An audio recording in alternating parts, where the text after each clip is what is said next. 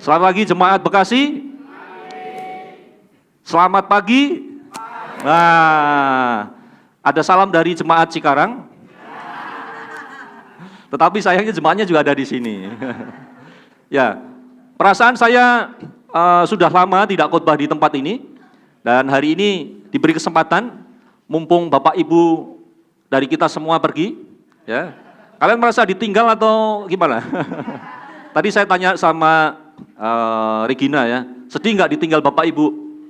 Sedih katanya. Kan ada Bapak Tiri sama Ibu Tiri.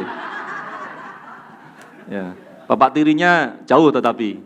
Ya, hari ini semangat karena kita bisa bertemu, berkumpul di tempat ini, dan suasananya juga berbeda. Dalam arti begini, suasana yang berbeda itu begini.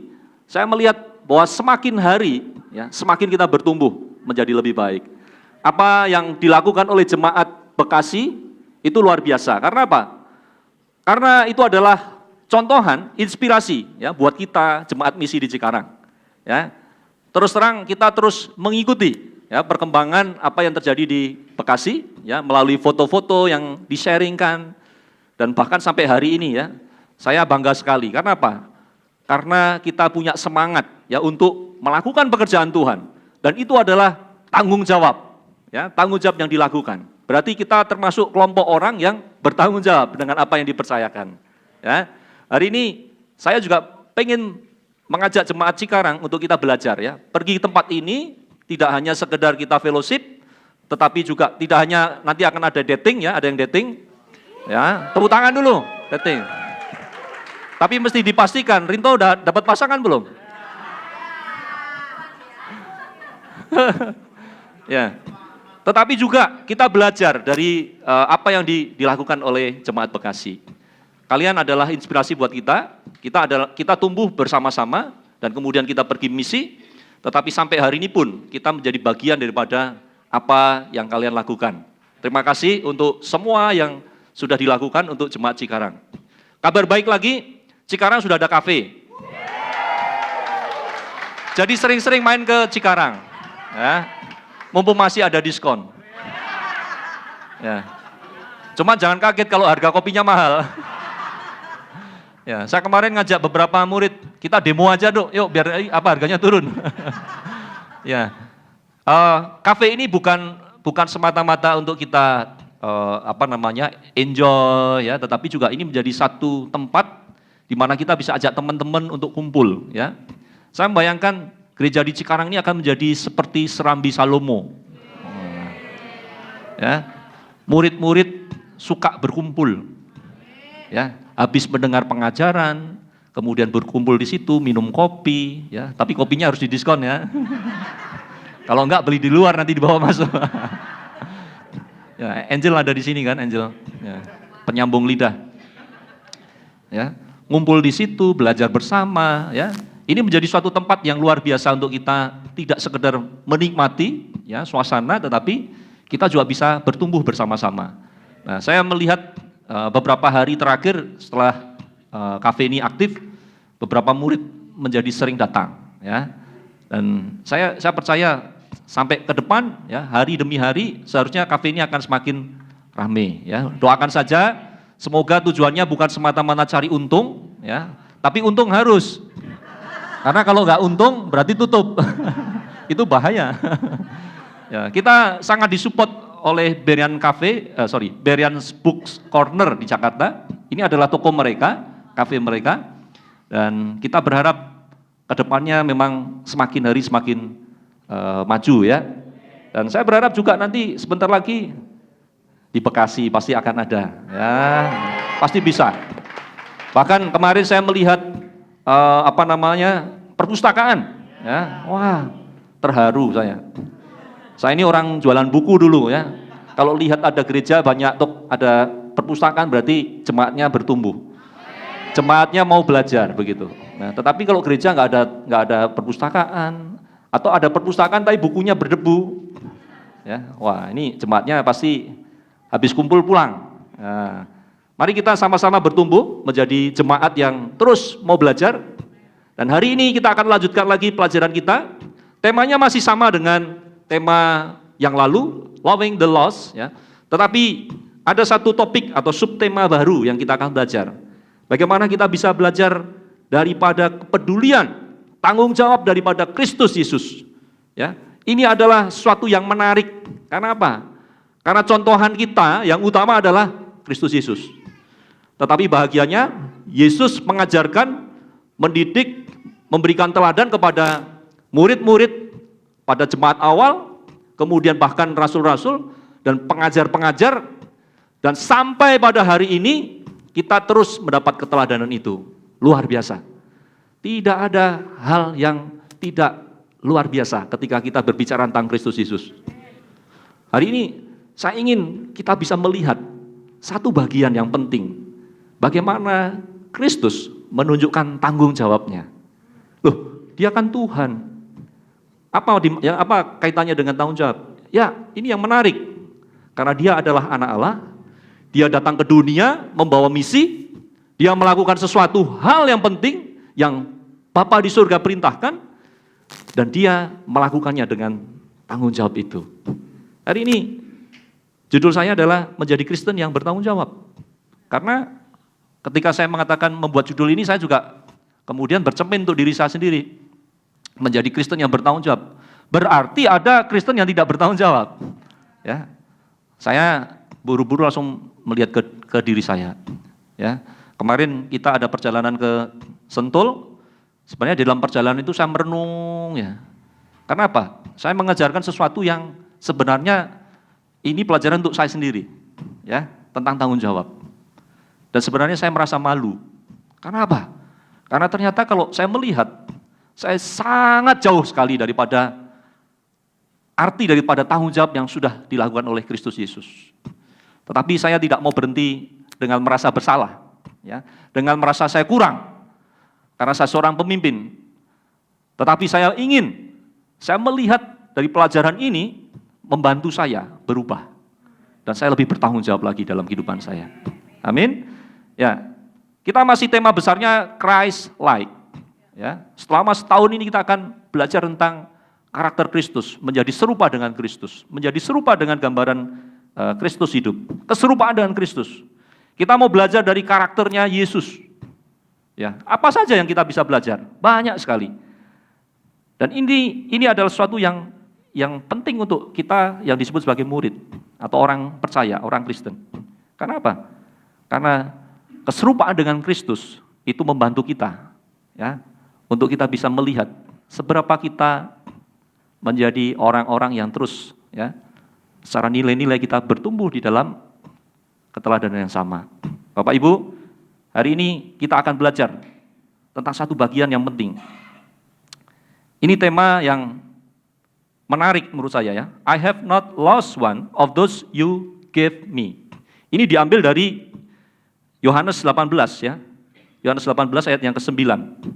Tapi sebelum ke sana, saya ingin merimain lagi ya, karena kita jemaat di Cikarang juga belajar bersama dengan jemaat Nusantara tentang tema-tema yang lalu. Tadi saya mengatakan bahwa yang lalu kita sedang belajar tentang bagaimana kita bisa melihat bahwa satu jiwa itu penting bagi Tuhan.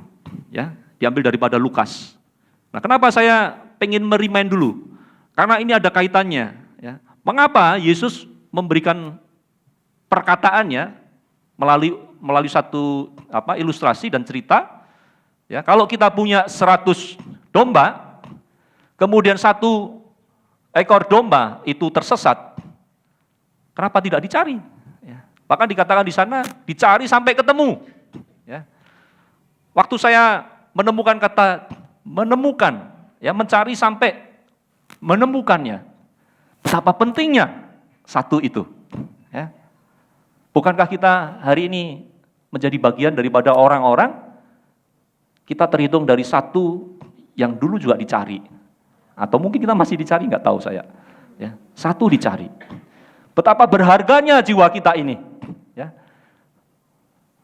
Seorang Anggoro, seorang Ineke, seorang Noela, Regina, seorang orang-orang di tempat ini, betapa berharganya kita bagi Tuhan. Saya melihat bahwa pelajaran kemarin, kalau kita benar-benar renungkan, kita bisa melihat daripada sudut pandang Tuhan. Ya. Sudut pandangnya adalah begitu besarnya kasihnya. Sampai satu masih punya 99 loh. Penting banget buat Tuhan. Hari ini saya mau mengajak kita semua untuk mensyukuri bahwa satu itu penting. Satu dirimu itu penting di hadapan Tuhan. Saya itu penting, kamu itu penting, kita semua penting. Ya. Kemanapun kita pergi, menjauh daripada kehidupan yang seharusnya. Dan kemudian Tuhan seperti menggerakkan tangan-tangan orang yang mengasihi kita. Berarti kamu terhitung di dalamnya. Jadi jangan merasa bahwa kamu tidak penting. Hari ini mari kita melanjutkan kembali. Bahkan Tuhan mengkonfirmasi dengan satu perkataannya di Yohanes 18 ayat 9.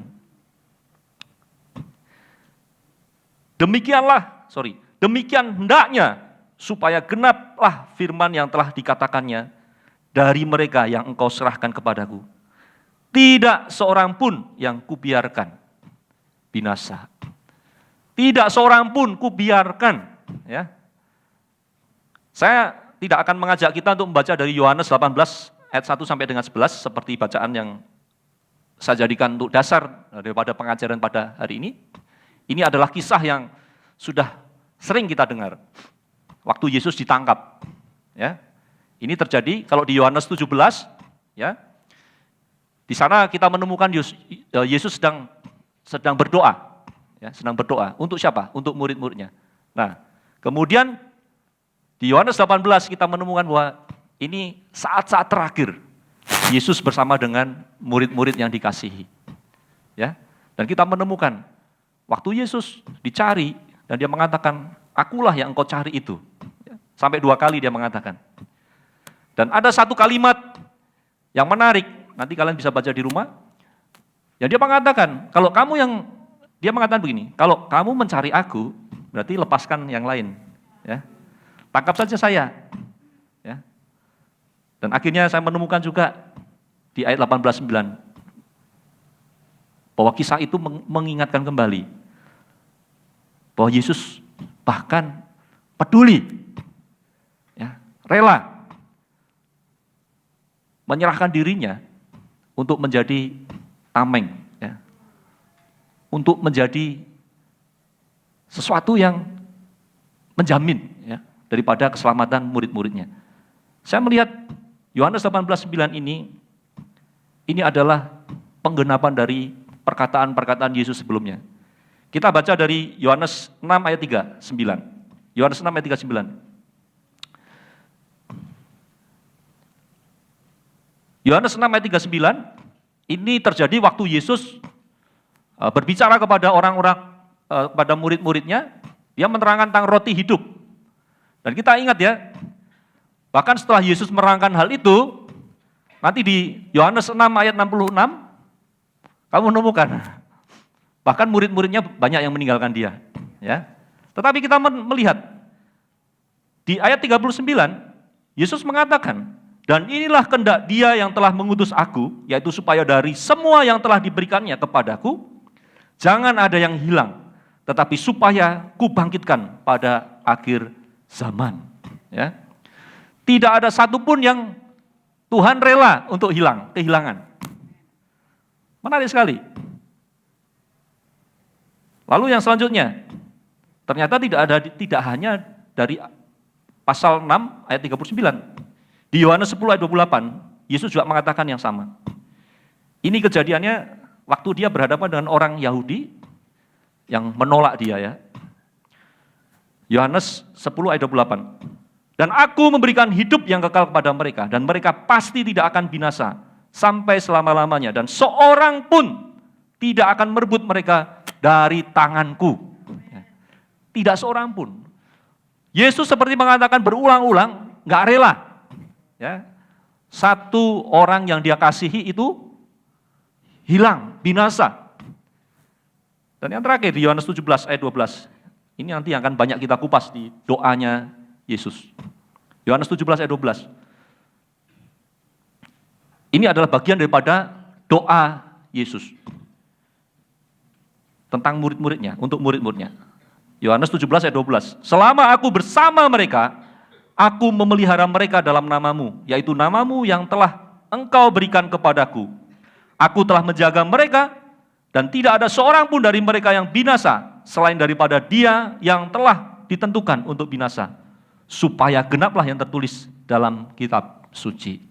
Tak seorang pun lagi, ya, dibiarkan Tuhan binasa. Wow, ya. Saya waktu baca doanya Yesus itu merinding. Karena apa? Ternyata Yesus itu berdoa untuk saya juga. Untuk kalian semuanya. Percaya nggak? Ini yang menarik. Yesus tidak hanya berdoa untuk murid-muridnya saat itu. Bahkan dia berdoa untuk orang-orang percaya yang mendengar pemberitaan tentang dia, tentang keselamatan, tentang Injil melalui murid-muridnya. Sangat menarik.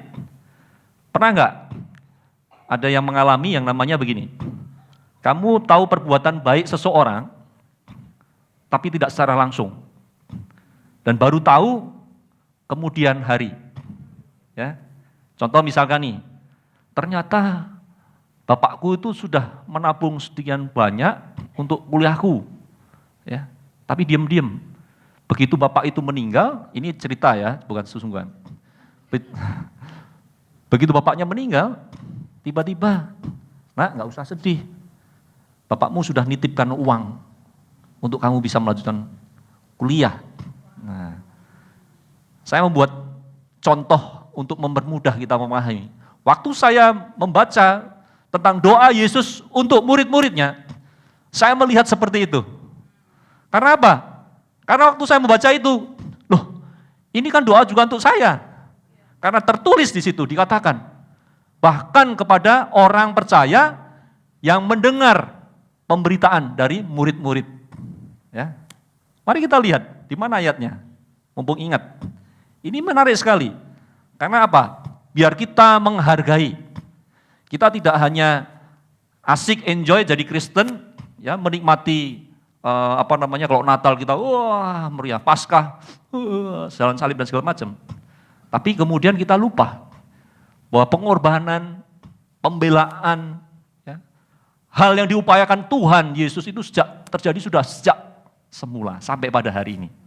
Jadi jangan pernah menjadikan itu menjadi murah. Kita harus menghargai. Kita menghargai manusia yang kelihatan, ya, bapak ibu kita, kakek nenek kita, orang-orang yang mengasihi kita di depan mata kita, ya. Itu paling mudah. Ya. Kamu dapat warisan misalkan, wah kakekku itu luar biasa ya, namaku ternyata ditulis di warisan itu. Ya. Itu mah gampang. Ya.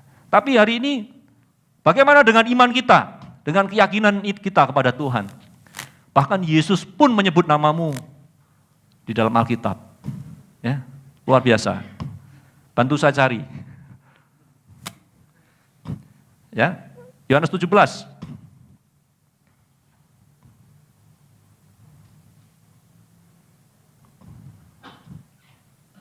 Ayat 20. Yohanes 17 ayat 20. Dan bukan untuk mereka ini saja. Mereka ini adalah murid-murid Yesus pada saat itu. Aku berdoa, tetapi juga untuk orang-orang yang percaya kepadaku oleh pemberitaan mereka. Ada amin? Ini luar biasa loh. Saya merinding loh kalau baca ini. Kenapa? Kita jadi percaya, kita jadi Kristen. Kita menyembah Tuhan kita di dalam Yesus Kristus. Buah daripada pemberitaan kan? Pemberitaan Injil. Yesus mendoakan pada saat itu. Jadi kita ini bagian daripada doa Yesus. So, waktu saya membaca ini, saya melihat betapa bertanggung jawabnya. Ya, Yesus dengan apa yang dia lakukan. Ya. Saya mengajak kita sepulang dari ibadah, nanti malam mau tidur, coba baca Yohanes 17, Yohanes 18. Pokoknya kitab Yohanes lah. Ya. Yang sudah baca, baca lagi. Ya. Ada yang menarik dari apa yang akan kita belajar. Kenapa? Dari sini saya melihat kita mempunyai teladan yang luar biasa. Ya. Yesus yang begitu tanggung jawab. Dia tidak main-main. Kamu kalau baca doanya Yesus ini kamu seharusnya bisa menangis. Karena apa? Bahkan dia memastikan ya, untuk murid-muridnya itu benar-benar tahu tentang firman dan kehendak Tuhan. Untuk melakukan, mempunyai keyakinan yang begitu dalam. Dipastikan. Bahkan dia mengatakan, aku memelihara, menjaga. Ya, nanti akan saya kupas di belakang. Ini sudah menjadi awal yang kita bisa melihat bahwa kita mempunyai Yesus yang luar biasa. Hari ini jangan bangga dengan Yesus hanya sebagai simbol, sebagai emblem saja. Mungkin di rumah kita ada salib. Mungkin ada foto Yesus yang nggak tahu. Memang wajah Yesus wajah begitu, seperti John Markowski. Ya, memang kadang-kadang kita membayangkan bahwa inilah sosok Yesus. Tapi coba sekarang, mari kita memberikan penghargaan jauh lebih dalam lagi dan melihat apa yang diwariskan oleh Tuhan melalui Kristus Yesus. Tentang apa? Tentang tanggung jawab. Makanya saya mengatakan, hari ini kita akan belajar tentang menjadi Kristen yang bertanggung jawab. Karena Kristen itu adalah tanggung jawab. Ya. Setiap daripada kita yang datang ke sini dengan peran kita masing-masing, kamu punya tanggung jawab. Kita sebagai orang tua punya tanggung jawab. Kita sebagai pasangan punya tanggung jawab. Kita sebagai anak punya tanggung jawab. Kita sebagai kakek nenek kita juga punya tanggung jawab. Kita sebagai masyarakat kita punya tanggung jawab. Kita sebagai anggota jemaat kita punya tanggung jawab. Semuanya punya tanggung jawab. Tetapi saya mau ngajak kita untuk melihat semua tanggung jawab itu akhirnya akan berhasil kita lakukan dengan efektif. Yang satu ini, tanggung jawab yang besar ini harus kita lakukan sebagai seorang Kristen. Karena apa? Karena bermula daripada keyakinan iman kita kepada Tuhan. Dan pasti ini akan menjadikan kehidupan menjadi lebih baik. Hari ini kita akan belajar dua hal saja. Ya, mumpung nggak ada Pak Riko, dua saja ya. Enggak, saya canda. Ini direkam loh. Ya. Nanti malam Pak Riko udah dengerin. Ya. Kita belajar dua saja. Selebihnya kita pakai untuk kita fellowship, ngomongin tentang tadi Pak Pendeta khotbah tentang apa ya? Wah, gitu loh. Tapi juga jangan hanya kamu datang ke sini hanya cari insight-nya saja. Seperti kebanyakan Kristen kan begitu, datang ke gereja dapat insight apa gitu kan. Ya, enggak. Kita datang ke sini dapat insight tapi kita lakukan dalam kehidupan kita. Dan saya percaya ini akan menjadi suatu yang luar biasa untuk mengingatkan kita. Sederhana saja. Kita akan menjadi seorang Kristen yang bertanggung jawab dimulai dengan sadar akan tanggung jawab itu. Ya. Mana mungkin seseorang melakukan tanggung jawab kemudian nggak ngerti, aku tuh ngapain ya di sini? Aku tugasnya ngapain? Aku harus lakukan apa? Nggak ngerti. Itu kalau orang Jawa Timur bilang tong-tong bolong. Ya, Tante Endang tahu nggak? Tong-tong bolong. Ya. Bu Nini tahu juga. Bu Nini sebenarnya orang Pontianak, orang Jawa. Tadi kemarin saya godain nih, poni Jawa. Ya, Bu Nini orang Pontianak tetapi sudah terekspos dengan budaya Jawa.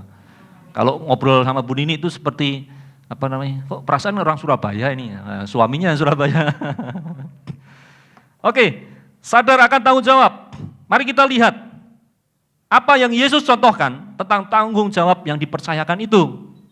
Ya, apa yang dipercayakan kepada Yesus untuk dilakukan. Mungkin di kepala kita langsung ada tanda tanya. Loh, Yesus kok melakukan tanggung jawab apa ini? Nah, kita harus mengerti, Yesus datang ke dunia karena diutus. Ada mandat ya dari Bapa di surga. Dia adalah anak Allah, sekalipun dia adalah Allah sendiri. Tapi dia datang ke dunia membawa mandat untuk melakukan satu tugas dan tanggung jawab.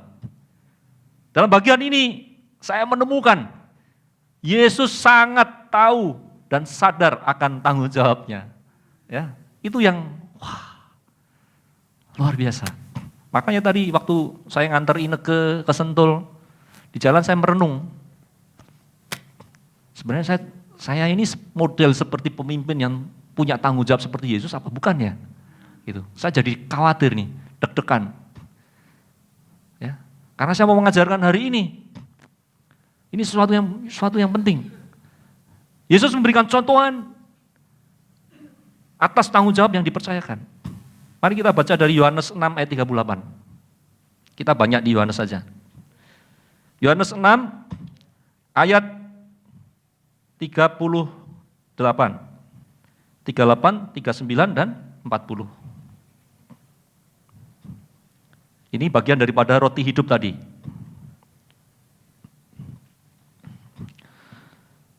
Saya langsung comot di ayat 36, 37, 38, 39, 40 ya. Sudah ketemu?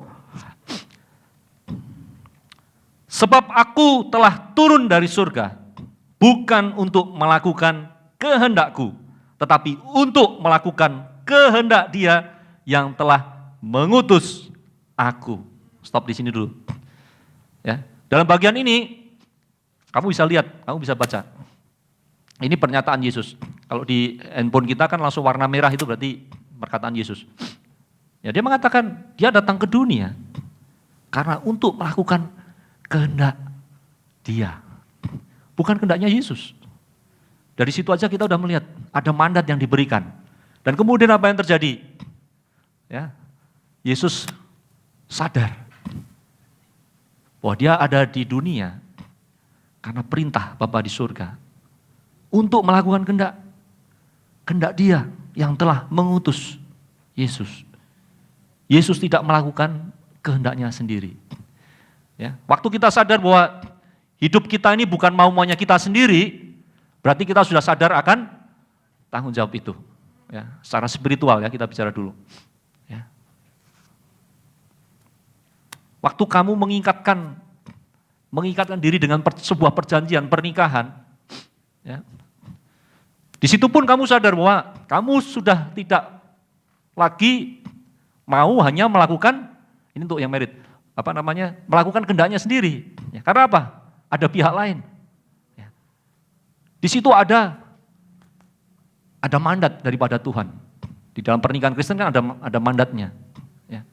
Makanya hari ini suami istri, kamu juga menjadi bagian daripada, kamu sadar nggak? Ada mandat di situ. Bukan untuk melakukan kehendaknya sendiri. Kalau melakukan kehendaknya sendiri, ya suka-suka gua dong. Ya, makanya nggak heran. Nah, nanti ini bagian yang kita bisa belajar. Kadang-kadang saya langsung pingin munculin. Ya. Makanya ada namanya perselingkuhan. Makanya ada namanya dysfunctional di dalam keluarga. Makanya ada apa lagi? Banyak hal yang terjadi. Ya, karena apa? Kehendaknya sendiri kok. Bukan merujuk kepada mandat yang diberikan. Ya, kita tidak akan bahas mandatnya apa enggak. Tapi dari sini kita bisa melihat. Yesus saja ngasih contoh.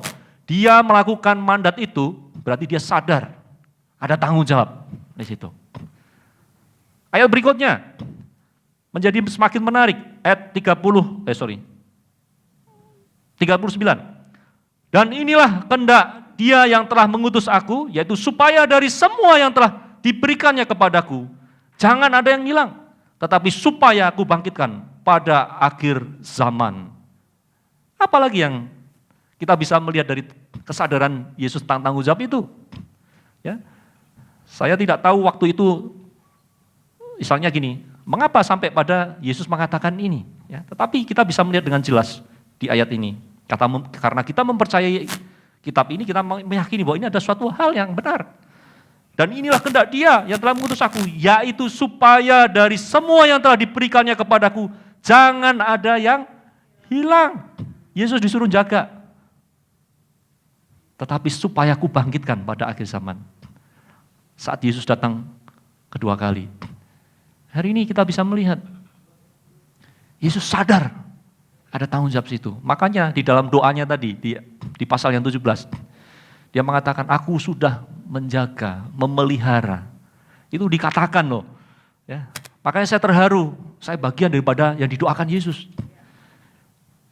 Hari ini, kita pun berada di tempat ini, karena ada orang-orang yang sadar akan tanggung jawab itu. Ya. Berapa banyak kita dulu lari, Ya, istri saya itu lari kemana itu, ke loteng dicari, murid-murid di Bandung itu sembunyi. Ya. Padahal lupa, ya, bukan lupa, nggak tahu. Ya, itu orang-orang datang membawa mandat, melakukan tanggung jawabnya. Ya. Hari ini kalau kita nggak ada yang nyari satupun, ada dua kemungkinan. Ya. Yang pertama, orang yang diutus nggak tahu tanggung jawabnya, jadi nggak nyari. Yang kedua, memang kita benar-benar hilang. Ya. Ini luar biasa.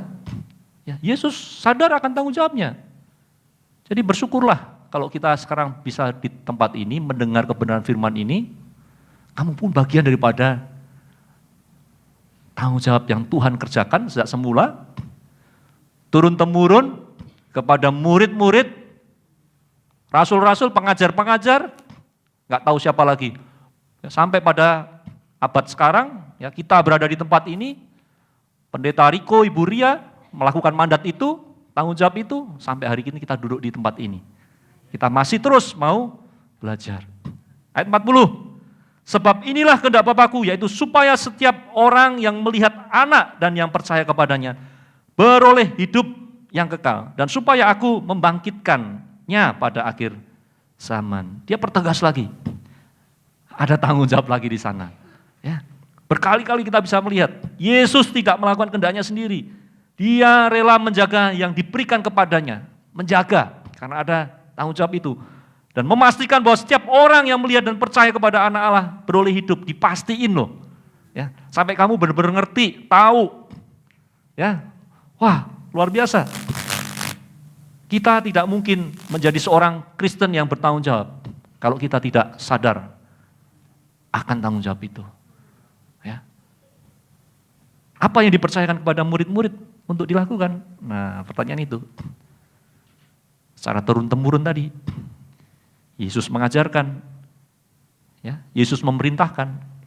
Yohanes 17 ayat 18. Masih semangat? Jangan ngantuk ya. Ada yang sudah ngantuk? Bangun, bangun. Yohanes 17 ayat 18. Sama seperti engkau telah mengutus aku ke dalam dunia, demikian pula aku telah mengutus mereka ke dalam dunia. Ya.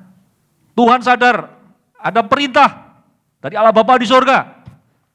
Dan dia sadar juga bahwa mandat ini harus diserahkan juga kepada murid-muridnya. Hari ini kita menjadi orang yang dipercayakan juga untuk melakukan tanggung jawab itu. Sebagai Kristen, karena kita menyembah Tuhan di dalam Kristus Yesus. Yang harus kita tahu, supaya kita akhirnya menjadi murid yang bertanggung jawab. Sadarlah akan tanggung jawab itu. Lakukanlah seperti apa yang Yesus lakukan. Ya, ada perintah di sana, kamu diutus. Yesus mengatakan, aku diutus ke dunia. Aku pun juga mengutus engkau ke dalam dunia. Hari ini kita sama-sama masuk ke dunia. Ya, Yesus sudah lebih dahulu. Sekarang sudah naik ke surga. Kita sebagai orang percaya, kita masih di dunia. Mandat itu masih ada. Sadar enggak bahwa kekristenan kita terus harus melakukan perintah itu. Makanya di sini kita bisa melihat dan membedakan menjadi murid, menjadi Kristen yang bertanggung jawab atau menjadi Kristen yang tidak bertanggung jawab. Berbeda. Yang kedua kita bisa lihat di pasal 20 ayat 21. Yohanes 20 ayat 21. Ya, kita banyak di Yohanes ya. Maka kata Yesus sekali lagi, damai sejahtera bagi kamu, sama seperti Bapa mengutus aku, demikian juga sekarang aku mengutus kamu. Ya, dipertegas lagi di situ. Oke. Dan ini ayat-ayat yang favorit yang kita sudah tahu. Matius 28 ayat 19 sampai 20, ya. Yohanes 20 21 ayat 23. Semua itu adalah perintah Tuhan untuk menyadarkan, hei kamu orang-orang percaya yang mengaku bahwa kamu adalah murid-muridku, muridnya Yesus. Ada tanggung jawab loh. Ya. Kekristenan tanpa tanggung jawab bukanlah kekristenan. Ya. Itu hanya akan berhenti menjadi agama saja. Ya. Tetapi kekristenan dengan tanggung jawab ya, akan menghadirkan damai sejahtera. Ya. Makanya hari ini saya tadi kalau membaca dari Yohanes 18, waktu Yesus menyuruh Petrus, sarungkan pedangmu. Ya. Bukankah di situ mulai yang namanya damai sejahtera? Enggak ada perang, enggak ada. Bunuh, enggak ada. Ya kan? Serang, enggak ada. Kekristenan dengan tanggung jawab menghadirkan damai sejahtera. Kekristenan itu shalom. Ya. Sesuatu yang baik yang terus kita mau hadirkan. Tetapi juga bukan kepura-puraan. Amin, saudara? Nah, kita mau lihat dalam aplikasi kehidupan kita. Tadi saya sudah culik di depan. Kehidupan kita ada tanggung jawab. Secara spiritual tadi, karena kita masih bicara tentang spiritualitas, spiritual kita, tanggung jawab pribadi kita sekarang. Mari kita lihat. Apakah kita juga sadar sebagai Kristen, kita punya tanggung jawab secara pribadi. Ya. Untuk apa secara pribadi? Tanggung jawab pribadi untuk menjalani kehidupan kita dengan benar. Hari ini banyak yang tidak sadar akan tanggung jawab itu, makanya hidupnya banyak yang dilakukan dengan sembarangan. Tanggung jawab ini penting banget. Saya mau mengajak kita yang hadir di tempat ini menyadari, sekali lagi, menjadi Kristen, ada tanggung jawab itu. Dan mulai dari pribadi kita. Hei kamu murid-murid Yesus, hei kamu orang percaya, hei kamu yang belajar tentang apa yang diberitakan oleh Yesus Kristus, melalui pengajar-pengajar rasul-rasul, hari ini sadar bahwa kamu ada tanggung jawab pribadi. Bawa hidupmu kepada keadaan yang benar. Tanggung jawab pribadi untuk menjalani hidup yang benar. Kalau mengingat masa lalu kita, ya, sebagian besar di antara kita kan mempunyai satu garis, ada titik balik ya. Ya. Bagaimana dengan masa lalu kita? Bagaimana waktu kita tidak sadar tanggung jawab itu? Kita mempergunakan hidup kita dengan sembarangan, dengan hal-hal yang tidak berguna, ya, membawa kehidupan kita menjadi kehidupan yang akhirnya nggak bagus. Hari ini waktu kita belajar sadarlah akan tanggung jawab itu, ada hal yang harus kita perjuangkan di sana. Ya. Seperti Yesus tadi mengatakan di dalam doanya, dia menjaga, memelihara. Ya. Bahkan sekarang untuk diri kita sendiri. Ya. Apa yang harus kita lakukan nih? Ya. Menarik sekali. Tanggung jawab moral hidup bermasyarakat dan sosial. Nah, menyedihkan sekali kalau orang Kristen tidak sadar akan tanggung jawab, yang terjadi apa? Bahkan di dalam masyarakat pun ya, akan bermasalah. Ya. Kita bermasyarakat loh. Kita tinggal di rumah kita, punya tetangga. Kita naik angkot, punya kanan kiri, senggolan. Ya. Kita di jalan berkendara, kita berhadapan dengan banyak orang. Kita bekerja, bos kita, teman karyawan kita, ya, segala macam, kita ada di lingkungan itu. Di dalam yang masyarakat lebih besar lagi. Mungkin di antara kita adalah tokoh masyarakat mungkin. Kita punya pengaruh. Di sana sadar ada tanggung jawab. Kalau kita tidak lakukan seperti Yesus, ya, yang dengan seksama melakukan tanggung jawabnya itu dengan luar biasa, ya, sampai dia tidak rela kehilangan satu pun orang. Ya. Kalau kemarin saya dapat ilustrasi gambar itu, ya, domba digendong, ya, ditemukan, sampai seperti itu. Berarti kehadiran kita di tengah-tengah kehidupan masyarakat, ya, kita tidak akan mendatangkan kebaikan. Tanggung jawab dalam keluarga dan rumah tangga. Nah, ini penting banget ini. Ya, tadi saya sudah sebut, sebagai anak, sebagai orang tua, sebagai anggota daripada keluarga. Waktu kita meneladani tanggung jawab yang Tuhan tunjukkan, seharusnya yang terjadi adalah keberadaan kita di tengah-tengah keluarga itu menjadi berkat, memberikan impact yang positif, memberikan pengaruh kepada sekitarnya. Ya, saya bangga dengan di antara kita ya, mendidik anak-anaknya dengan baik. Ya, membawa anaknya sampai punya keyakinan, oh hidup murid itu seperti ini ya. Ya, sampai dia sendiri punya keyakinan itu luar biasa. Saya bangga dengan suami yang sekalipun kita tahu sudah jatuh bangun, ya, melakukan banyak hal yang salah, tapi kemudian ada ingat bahwa ada sesuatu yang dia akan lakukan untuk membawa keluarganya itu kepada keadaan yang lebih baik. Mulai dari dirinya kan, sadar akan tanggung jawab itu. Mulai ngajak pergi ke gereja, mulai mengenalkan pada jemaat, ya, banyak hal yang dilakukan. Suami istri, kadang-kadang di dalam satu rumah kepalanya udah beda nih arahnya. Ya. Bahkan kadang-kadang gini, yang mimpin siapa, nggak ngerti ini. Ya, seharusnya suami yang mimpin, ini kok jadi istrinya yang mimpin misalkan. Ya.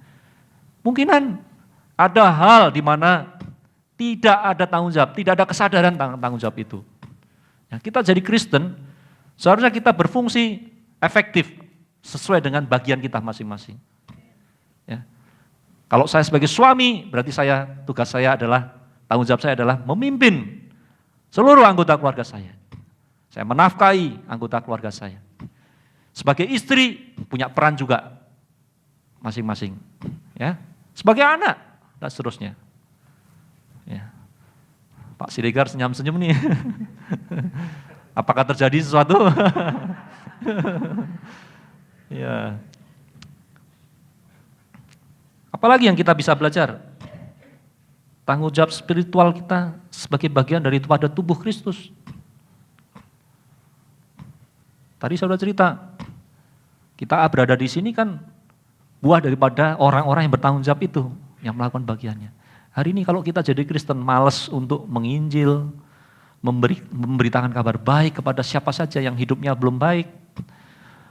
Kita menahan-nahan untuk kita tidak terlibat di dalam hal-hal yang penting untuk kehidupan orang lain berubah. Wah. Ya. Sesuatu yang buruk akan terjadi. Ya. Dengan orang-orang yang kita kasih. Bapak Ibu, mari kita jadi Kristen yang benar-benar Kristen karena kita melakukan tanggung jawab itu. Saya bangga dengan Jemaat Bekasi ya. Ya. Studi banyak, ya, orang yang di-reach banyak. Wah, luar biasa. Tepuk tangan dong Jemaat Bekasi. Ya. Orang-orang sepertinya fokus, ya. Orang ditinggal bapak ibunya pergi aja tetap. Ya. Jemaat Cikarang juga. Ya, masih punya recehan enggak? Ya. Sekali-sekali dipuji di tempat lain kan boleh. Ya, sesuatu yang luar biasa yang saya lihat. Kalian lakukan itu karena saya punya keyakinan kamu sadar akan tanggung jawab itu. Berapa di antara kita kan dulunya risih ya. Kita lagi ketemu teman di Bandung. Saya itu dicari terus. Saya itu diajak terus, saya itu begini begitu, ya kan? Ya waktu istri saya dan istrinya bayar makanan, tiba-tiba dia ngomong begitu. Itu katanya murid. Ambil matanya agak gitu kan. Oh, saya bilang, mungkin dia mengasihi kamu, Bro. Ya, makanya kamu diajak terus kan? Ya, karena dia pengen kamu seperti apa yang dia rasakan juga gitu kan, seperti itu. Ngobrol akhirnya tahu ternyata sama-sama dulu pelayanan kampus juga sama. Ya, kaget juga saya, loh sama ya kita ya. Kesempatan ya untuk melakukan tanggung jawab itu. Tapi coba lihat ya, sebenarnya niat baik orang ini karena apa? Sadar akan tanggung jawab. Aku tidak mau temanku ini hidup di dalam keadaan yang tidak baik, tidak benar. Aku mau sahabatku ini menjadi sahabat yang terbaik. Ya, saya ingin kita semua melakukan tanggung jawab itu. Karena apa? Karena kalau tidak, berarti akan banyak orang yang akhirnya tidak mengenal Tuhan dan tidak hidup di dalam keadaan yang lebih baik. Poin yang kedua. Poin yang terakhir nih. Nah, kalau yang pertama sadar akan tanggung jawab, yang kedua melakukan apa yang seharusnya kita lakukan. Ini yang menarik daripada Yesus, waktu dia sadar akan tanggung jawabnya, dia lakukan apa yang seharusnya dia lakukan. Lukas 17 ayat 10. Lukas 17 ayat 10.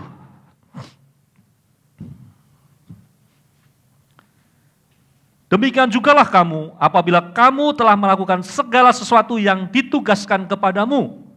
Hendaklah kamu berkata, kami adalah hamba-hamba yang tidak berguna. Kami hanya melakukan apa yang kami harus lakukan. Kita ini hanya hamba, ya, yang merintah itu Tuhan. Ya, apa yang terbaik yang Tuhan mau kita lakukan saja. Ya, selesai.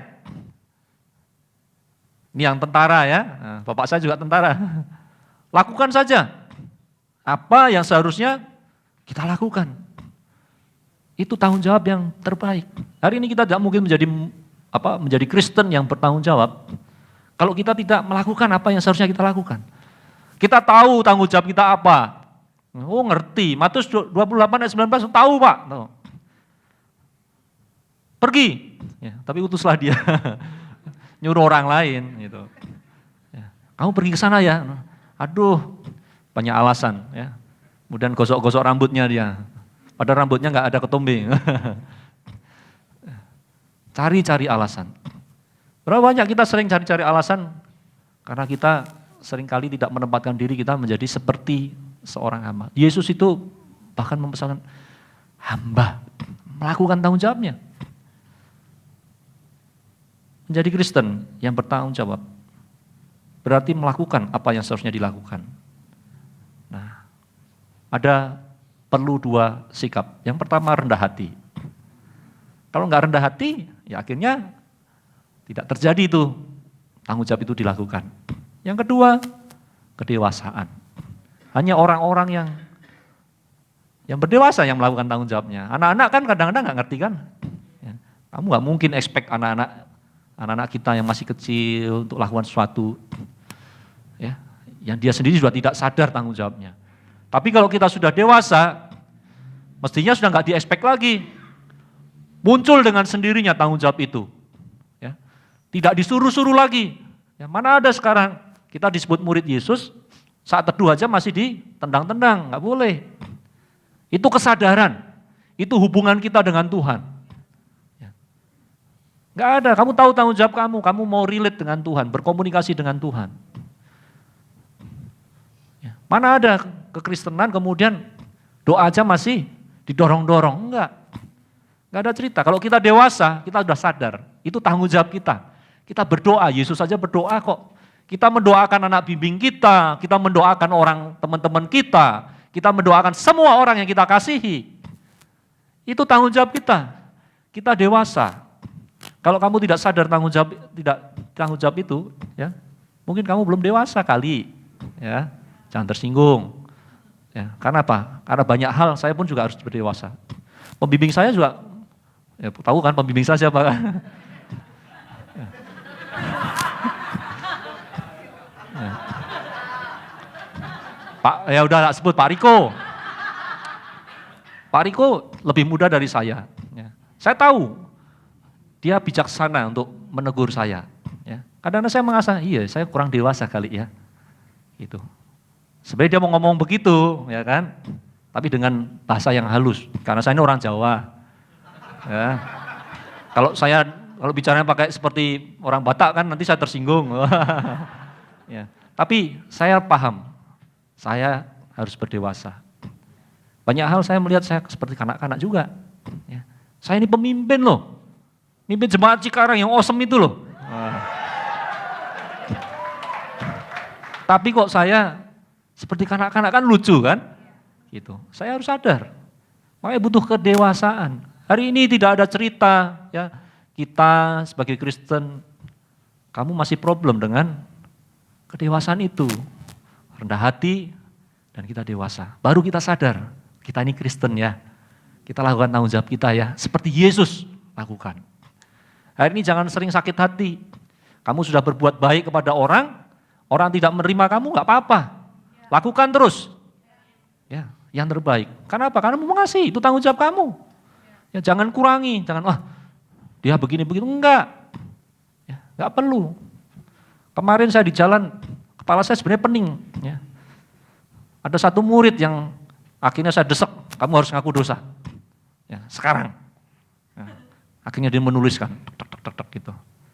Sedih, tapi karena itu tanggung jawab saya. Saya tidak mau kehilangan satu jiwa pun. Ya. Sekalipun kadang-kadang secara manusia, aduh, kok ada ya begini ya. Ya. Saya berasa ditipu terus begitu kan. Saya udah mengasihi. Ya. Pernah nggak nonton film Silence? Nah, kan ada satu tokoh yang bertobat nanti pergi, wah, lagi lari. Lalu kemudian datang lagi minta ampun sama pasturnya. Lari lagi gitu. Saya bayangkan begitu, ini kok kayak gitu ya. Tapi karena saya bertanggung jawab untuk mengasihi, saya akan terus mengasihi. Ya. Hari ini kita harus menjadi orang-orang yang bertanggung jawab. Ya. Bapak Ibu, seandainya dua hal ini kita lakukan saja, ya, kita sadar akan tanggung jawab kita kemudian lakukan apa yang seharusnya kita lakukan, berarti semuanya akan menjadi lebih baik. Hari ini saya ingin mendorong kita semua, ya, yang hadir di tempat ini. Gak apa-apa, kemarin ada cerita apapun di belakang. Itu sudah lalu. Kita melihat ke depan, mari kita lakukan tanggung jawab kita sebagai seorang Kristen. Kekristenan tanpa tanggung jawab bukan kekristenan. Kekristenan dengan tanggung jawab dan dilakukan dengan sungguh-sungguh, dan rancangan Tuhan akan keselamatan lebih banyak orang itu akan terjadi. Tetapi membutuhkan satu demi satu orang yang bertanggung jawab sebagai Kristen. Ya, saya bangga dengan Oma Elsa, Tante Endang, ya. Saya harus puji ya, tante-tante yang lain juga awesome. Ya. Coba bayangkan, ikut kelas sebulan loh. Ya. Saya kalau merenungkan itu malu gitu. Kita yang muda-muda kadang terlalu banyak alasan. Ya, Tante Endang, ya, Oma ikut kelas. Untuk apa? Untuk sadar terus bahwa ada tanggung jawab. Ya, saya bangga ya, lakukan melihat contohan itu. Kita yang masih muda harus lebih bersemangat lagi. Kita menjadi Kristen-Kristen yang bertanggung jawab. Hari ini kita akan kehilangan banyak orang yang kita kasihi kalau kita tidak memulai dengan tanggung jawab itu. Tapi Yesus memberikan contohan.